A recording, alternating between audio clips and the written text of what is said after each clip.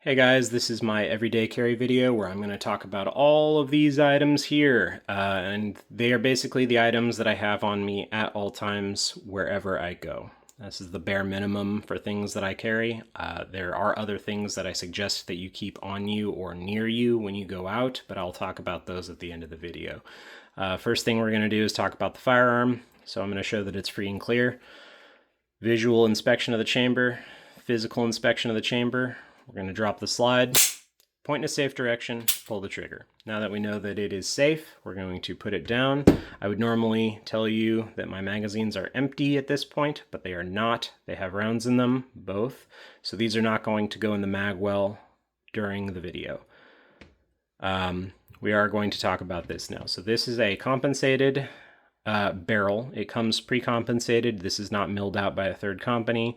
It is not an additional thing that you add length to at the end of the barrel. This reduces your muzzle rise by about 20 to 30% on your follow-up shots. It doesn't help on your initial shot, but those follow-up shots are going to be much easier and faster to make.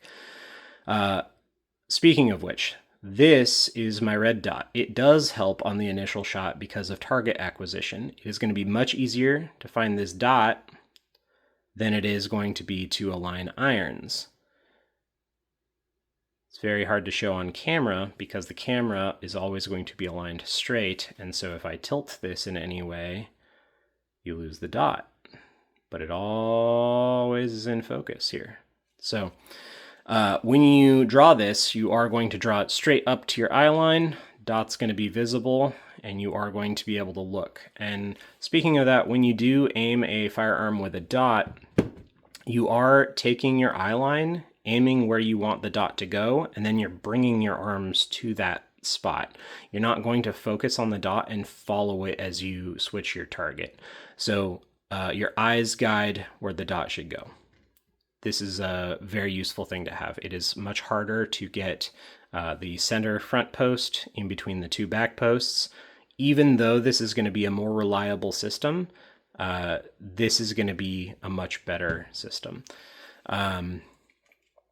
That having been said, if you do get a dot on your carry, get a side battery compartment or a top loading battery compartment dot so that you can easily replace the battery on this thing without having to lose your zero. Even if you have a side or top battery loading compartment, every time you replace your battery, you should always take it back to the range and check your zero, and constantly train with this and make sure that this is zeroed, because you want to be able to hit your target. The last thing you want to do is pull this out of your waistband, use it in a life or death situation, and realize that you missed by 4 inches on your first shot. So, very good. We have a light. This is a Streamlight TLR 7X. It is a 500 lumen light. Works with 2 paddles here. You can't hit what you can't see. So having a light is going to make it so that if you are in low or dim light conditions, you will be able to see. You can press this on and have it go on, or you can tap it and it will stay on. And I think that's really good because you do want to just be able to tap it and see when you are dealing with a threat. And you also want the ability to tap it and then take it off if you can't take care of the threat immediately. You don't want to give away your position with this light. So having both features is very nice. I also use this for added weight, which reduces your recoil, again, giving you faster follow-up shots. So this is the firearm. We are going to jump over to what carries the firearm. This is going to be the Safariland Incog X. And it is a very nice Kydex holster that has nice felt-like texture on the outside. It's not going to rub on your belly or your abdomen and hurt it. It's very soft. You can see that it's got this U shape, or not really a U shape, but a curved shape. And this is really good because it's easily concealable. This magwell here and this belt retention are going to make the belt that you stick this in follow a nice curve, which is going to form to your body. So people won't know that you have this, and that's kind of the point, right? The conceal carry, you don't want them to know. These belt clips are super nice. They have this undercut hook that hooks onto the belt. You're not going to accidentally pull your firearm and have the holster come out. It's going to latch onto the end of that belt and hold it in place as long as your belt is sturdy. So I have the sidecar attachment, which is carrying my second mag, 17 rounds. I like having 2 mags on me. If you don't have a sidecar, I'd advise carrying a second magazine in a front pocket somewhere, or somewhere you can easily access it without worrying about it falling out. Magazines, 2 17-round magazines. I carry hollow points. Hollow points are, in case you're not familiar, a dimpled bullet in the front of the bullet here. And what happens is if you hit a soft or hard target with this, it splits open and does what's called flowering out and creates a higher surface area front tip of the bullet. And so you're not going to over penetrate whatever you hit with this. So if you're using this in your home for self-defense or carry self-defense, you can rest somewhat assured that whatever you hit with this, the bullet might stop in that target and won't over penetrate and hit something behind it. This is not a guarantee. This is not some catch-all that's going to prevent you from having to think, I don't need to worry about what's behind my target. One of the basic rules of firearm safety is know what's behind what you're shooting at. So this will help with that, but it is not a catch-all save the day solution. Okay, we have talked about all of the firearm stuff here, so we're going to jump over to the less firearm stuff. Here we go. We have my knife. This is a Coast knife. It is a TX 399. It is a folding knife. It is very basic. I have had this knife for about 9 years now. Works great. It's pretty pointy. It's pretty sharp.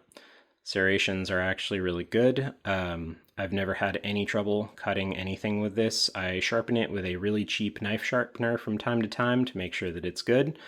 The thing that I like about this knife is the length. It's got a pretty long blade, pretty long handle. You can fit your whole hand around it. Got some extra space if you have bigger hands. The retention lock here is easy to use and manipulate, but it also has this nice feature here which prevents this from closing. So if you did have this up and you were working on cutting something that's rather difficult to cut, you're not going to accidentally close the blade on your hand. I think that's a nice safety feature. You also have this belt clip. So I typically have this in my front right pocket with the clip actually on the outside of the pocket so that it's very easy to grab. And that also allows me to grab and pull. So I like that. This is a good knife. I, again, bought it for very cheap. I was worried they were going to stop making these at one point, so I bought like 3 of them since they were so cheap. I figured having 3 knives that I like for cheap is better than buying one really expensive knife that I could lose or have stolen. Let's talk about this. This is my Utility by Swiss Tech. It's a key-shaped object, has a keyhole ring there that you can just latch onto. So when you open it up, you just stick it on your key ring, close it. The retention is such that it's not going to come off your key ring. I carry this pretty much everywhere I go. It's never fallen off. We're going to open it up though. So we open it up into this position where it locks. See, it stays in the L shape. And then we've got some tools here. So the first tool is a Phillips head screwdriver. And then we rotate. You have a flathead screwdriver, which you can actually use in the closed position if you need more surface area. This piece attaches to there. But when you rotate again, when it's open, you have this micro flathead, and this can be used for eyeglasses, or in my case, I use this a lot for re-zeroing my optic. It fits perfectly. And then it's got a knife, not a very good one, but you could use this for certain things, and a serrated portion of the knife. Again, these are useless. I don't think they're actually going to function on anything. And the last thing you have is a bottle opener. I think this is really neat because you can just pop a top. I have frequently been places where people have brought bottles and there's no way to open it, so this is nice. Again, this fits on your keyring, goes straight in your pocket. It's not going to like tear up your pocket. This is rounded and this part is flush with that, so it's not going to scrape up your pocket or destroy it. We're going to jump over here. Wallet. This is a RFID blocking leather wallet, and you can see it has a money clip, a card holder on the outside. The reason I have this out to show you is because in today's day and age, with threats not necessarily being the physical kind, but maybe the digital kind, it is important to be able to block signals from people trying to take your data. You might not think that you have anything that could be stolen via your RFID reader. However, your debit card and your credit card probably have a chip at this point, so this is very nice to keep your data safe. I'm not going to open my wallet because all my cards are in there. But I will say that in here I have another tool very similar to this. It's a card about this big right here, and it's got some hex key stuff so I can tighten and loosen nuts. And it's got a knife and a measuring tool about 3 inches long. And it's pretty useful. It also has a bottle opener, but it has a sight range finder peephole. I'm never going to use that, but if I had to, I do know how to use it. So it's good to have. This though, the reason I'm talking about it, RFID. So we should use that if you have it. I always have sunglasses on me. These are some Shady Rays plastic sunglasses. They work just fine. They're kind of dirty right now. I wore them all day. But I think you should have some sort of sunglasses if you carry a firearm, due to the fact that on a sunny day, you won't be able to see as well. So you want to be able to see.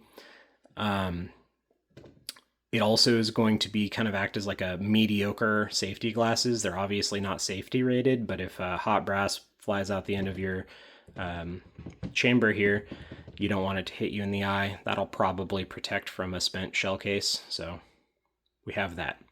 Last thing, but not least, I carry a watch everywhere. I wear this watch. It is a Marathon TSAR watch.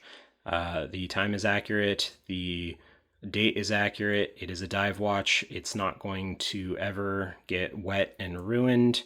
I keep this on me at all times, and it is something that I highly recommend you have a watch. It doesn't have to be a dive watch. It doesn't have to be as nice as Marathon. I wasn't really a watch guy, but in boot camp, there's only 2 people in your division that are allowed to have a watch, and it's the 2 people that kind of wrangle you, your division leaders. And so you start getting kind of jealous of them knowing the time and you not having even a clock to look at. And so you kind of get used to this idea of like, oh, when I get out of boot camp, I'm going to go get a watch and then I'll always know the time. So I have a phone on me at all times also, so I always know the time, but having a watch is just that little peace of mind of like, if my phone battery dies, I still know the time. Could be useful for some people. I do carry my phone on me at all times also. It is a Samsung 25 Ultra. It's pretty nice. I'm not really a big phone guy, but I do have a modern phone this time. I just happened to have replaced it a couple months ago. Okay, we're going to talk about the things that aren't represented here on this table that I think you should carry, and some of the things that I think you should do while carrying them. So I think you should carry in your car, at least, if you are carrying a firearm, a medical bag of some sort, a first aid kit that has at least a couple tourniquets, a chest sealant, a CPR mask, bandages of some sort, whether they're just band-aids or actually like a big bandage that you could bandage a leg with or something. And then probably scissors to cut open clothing so that you can get access to a wound. So reason being, if you're going to carry a firearm, the reason why is because you're worried about a threat, and just because you've neutralized the threat with your firearm doesn't mean that other people haven't been affected by that threat prior to you neutralizing them. So you yourself could be injured, but other people could be injured as well, and it's very important that while you're waiting for medical professionals to arrive on the scene, that you render as much aid as you can. And I think that having that knowledge and having the ability to do so is probably a really good idea. I'm no expert, but I know enough that I could probably stem bleeding and help people. I can do CPR. I have been certified multiple times in my life. I probably should go get certified again in the state that I'm in, but I know how to perform it if I had to. So that's something that I highly recommend. Go get training, go know how to do it. Don't just train with your firearm, but train with like all the basic things that you have. And yeah, if you have any questions about these things that I did not answer in the video, drop a comment and I'll respond. And thanks for watching.